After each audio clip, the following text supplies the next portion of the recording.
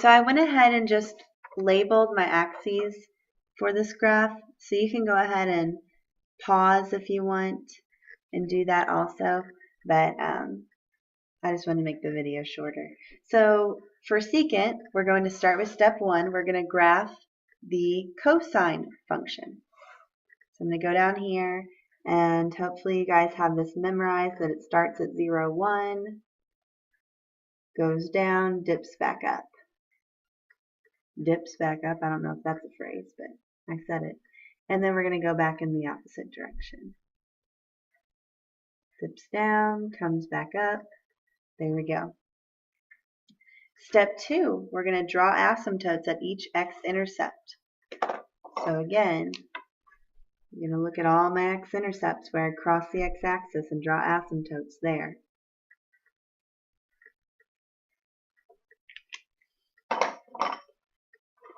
Step 3 and 4, each max of the reciprocal becomes a min of the function. Basically, these 3 upper points become the bottom of our parabolas.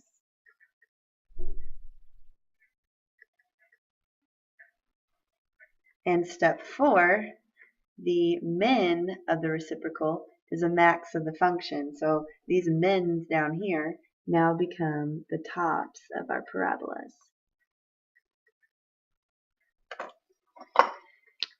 And I'm going to go ahead and I'm going to highlight the actual function itself, blue.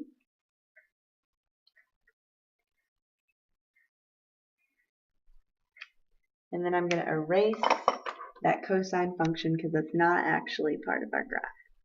That was just there to help us identify our important points.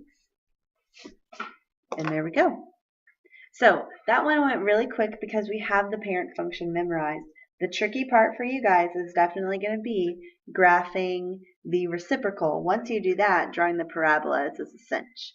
So let's go over here and let's do a practice problem together. So on page 52, we are going to graph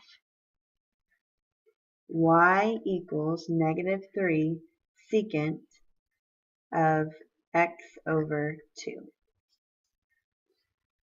So notice the reciprocal of that is going to be y equals negative 3 cosine of x over 2. So that's what we need to graph. So if you need to, you can pause this video, go refresh on how to graph the cosine function. But if you remember, then just go ahead and keep following along with me. So step 1 of graphing, we always identified our amplitude, our period. Our period here is going to be 2 pi over b. Our b is 1/2. So we're going to divide by 1/2, which is the same as multiplying by 2, and we get 4 pi. Our quarter period then is going to be pi, because 4 pi divided by 4 is just pi. Now we can go ahead and start finding our x values. Since we have no horizontal shift, we're going to start at 0 and add a quarter period. This one's really nice because all we're doing is adding pi each time. No fractions involved. So there we go. You can see from x sub 1 to x sub 4 we went a full period, so I added correctly. Now I go and find my y's. My y sub 1 is going to be negative 3 times cosine of 0 over 2. Okay, well cosine of 0 over 2 is cosine of 0, and cosine of 0, if you recall, the parent function, is 1. So we've got negative 3 times 1, which is negative 3. After that, you guys should recognize that there's going to be a pattern. Our y sub 2 should be 0. Our y sub 3 should be positive 3.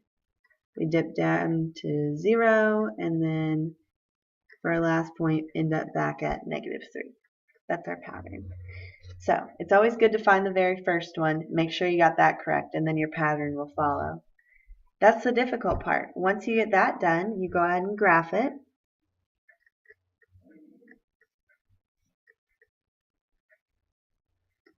We're going to plot 4 pi halfway between that's 2 pi, halfway between that's pi, and 3 pi goes right here. My amplitude is going to be -3. Oh, why did I put that up there? Oops.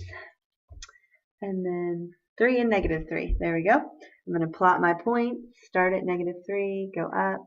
Notice because our amplitude was negative, it's the opposite of the cosine function. And I'm going to go ahead and extend my graph just a little bit.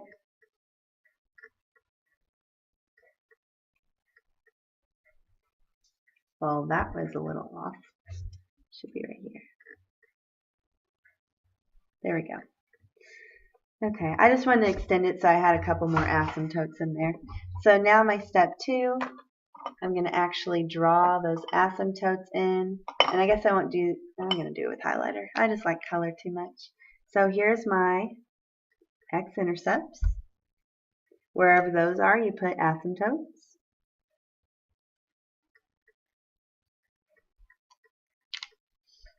And now you draw your parabolas. So wherever you have a max of your reciprocal, you're going to have a min of your new function.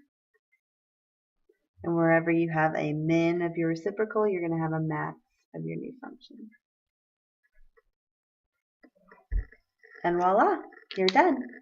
So like I said, you need to practice being able to graph the reciprocal because then this part will follow. Your warm-up problem is going to be